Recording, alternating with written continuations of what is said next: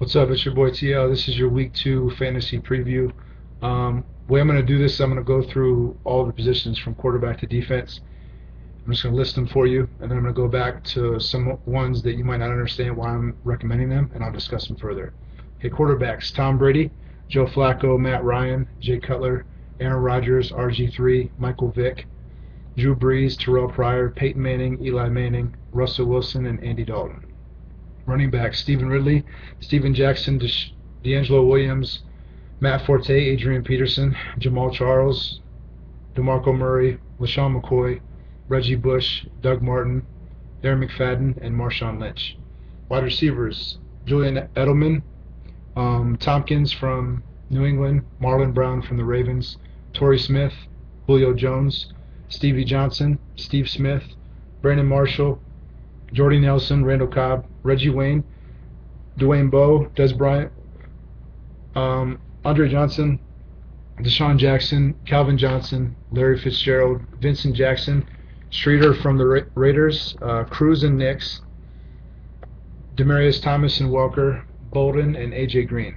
Tight ends: Kellen Winslow, Cameron from the Browns, Gonzalez, Cook, Olsen, Finley, Witten, Daniels, Gates, Brett Selleck from Philadelphia, Graham, Julius Thomas, and Vernon Davis.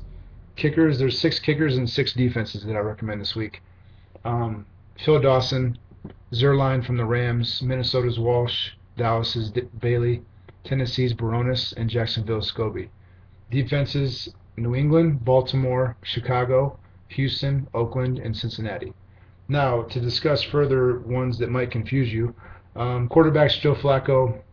Unfortunately, I wasn't impressed with the Browns' defense at all in Week 1. I think Torrey Smith will have a hard time producing with Joe Hayden on him, but anybody else can get off, like Marlon Brown.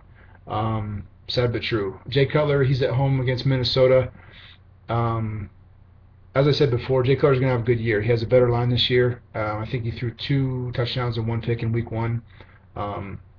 Minnesota's defense isn't that bad, but Cutler has the weapons, and I think he's feeling confident right now after that comeback win over the Bengals. RG3 had an uneven Week 1. First half he looked really rusty and over anxious. Second half he started to settle down and look like himself. So I think, as crazy as it sounds, it took him literally 2 quarters to get back to his old self.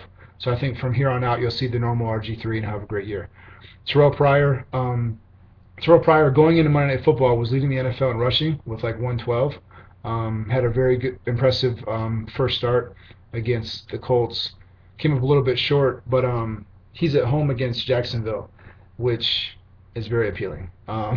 So I mean, he's pumped up. He's been waiting for his shot for a long time, and so I think he'll have another good game.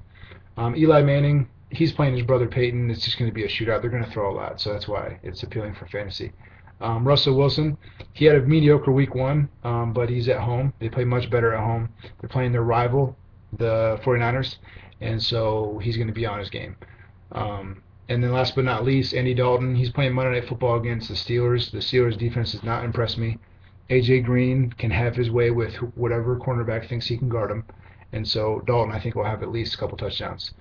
Moving on to running back, Stephen Ridley. Stephen Ridley got benched in Week 1, had 2 fumbles, and Shane Vereen came in and had like 100 yards. The thing about that is that they didn't lose confidence in Ridley. Vereen, I just read, I think he's on the IR already, so he's gone. So it should be Ridley's show, and Ridley's pissed off about those 2 fumbles. So I think he's going to run all over the Jets, so watch out. Marshawn Lynch had a mediocre Week 1, but like I said, they're much better at home. He's a touchdown monster, so I look for him to get in the end zone once or twice against the 49ers. Moving on to receivers, Thursday night game, Edelman and Tompkins. Edelman, Amendola, they're saying Amendola's probably out, which sucks for me because I have him in 5 leagues. Count them, 5. By the way, I'm in 9 leagues total. I went 8-1 in Week 1, so pretty good start for me. But yeah, I have Amendola in 5 leagues, so that sucks. But Edelman, they'll plug him in the Amendola spot, and he'll produce. Trust me. Just like, I mean, he had 2 touchdowns in Week 1, so why wouldn't he? Tompkins will take the second slot of the guy that the other guy that Brady throws to, so he's a good pickup. Marlon Brown is the number 2 receiver for the Ravens. He looked pretty good in week 1, in my opinion. And like I said, whoever Joe Hayden isn't guarding is going to have a big game. So he's kind of a sleeper pick. Torrey Smith is an elite receiver. I'm not sure how much he'll be able to get off. I mean, he's had a lot of success against the Browns in the past, but Joe Hayden should be on him all game. So that's kind of like it's kind of hard to say. 2 guys that are elite that didn't produce in week 1 is Dwayne Bowe and Des Bryant. They're both monsters. For whatever reason, maybe they're a decoy in week 1, but don't expect it to continue. I think Bowe and Bryant both will have good games in week 2 because they're pissed off about week 1. Streeter from the Raiders, he is Terrell Pryor's number 1, target. They have great chemistry, so if anybody's going to have yards and or a touchdown, it's going to be Streeter. 2 guys before I'm done at tight end I want to talk about is Kellen Winslow and Brent Selleck. Kellen Winslow is in great shape right now. He's determined to show everybody that his career isn't over, and so he had like 70 yards and a touchdown, I think, in week 1. So I look at him to have a good year.